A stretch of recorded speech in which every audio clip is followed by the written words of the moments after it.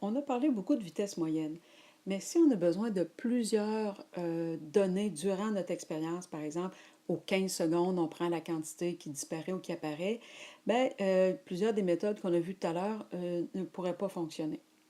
Alors, en plus de tenir compte de la phase du produit ou du réactif que l'on veut mesurer, on doit aussi s'intéresser au traitement qu'on veut en faire.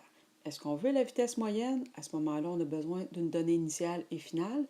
Ou est-ce qu'on veut tracer la courbe ou trouver la vitesse instantanée? À ce moment-là, on a besoin de faire plusieurs mesures durant la réaction. Par exemple, vous faites réagir une solution de dibrome aqueux avec une solution d'acide formique aqueux. Alors, on a l'équation de la réaction.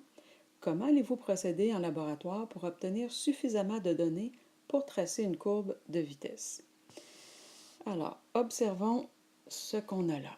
Alors, notre brome est aqueux. C'est pas un acide, c'est pas une base. On ne peut pas le mesurer facilement. On ne peut pas le mesurer avec un pH mètre.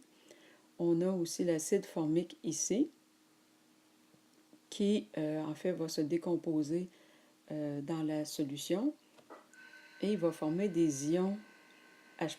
Les ions H+, c'est ça qu'on mesure avec un pH mètre. Donc, mesurer le pH de la solution au fil du temps avec un pH mètre, là, pas avec les petites languettes que vous avez utilisées dans les années précédentes, mais il existe un appareil, un pH mètre. On met une sonde dans la solution, puis ça nous fait une lecture constante du pH de la solution. Le brome aqueux ne peut pas se mesurer avec un pH mètre, et on a la production d'un gaz. Ah, ça aussi c'est intéressant. Donc ici, il y a deux façons de procéder. On pourrait récolter le gaz dans une burette à gaz, donc au fil du temps, ou 20 secondes ou 30 secondes, peu importe, on mesure le volume de gaz récolté, ou avec un pH mètre, on pourrait mesurer la concentration d'H+ produit. Donc, façon 1, disons, à l'aide du pH mètre,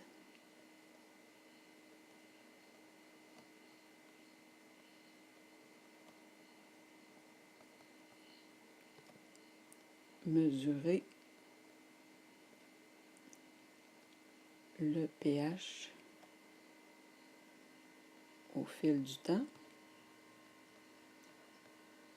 Ça inclut qu'on va avoir un chronomètre, puis là, à intervalles réguliers, on va prendre une mesure de pH.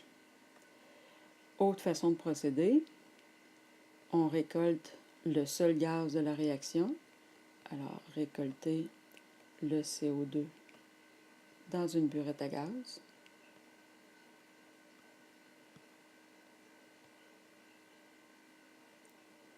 Et faire des lectures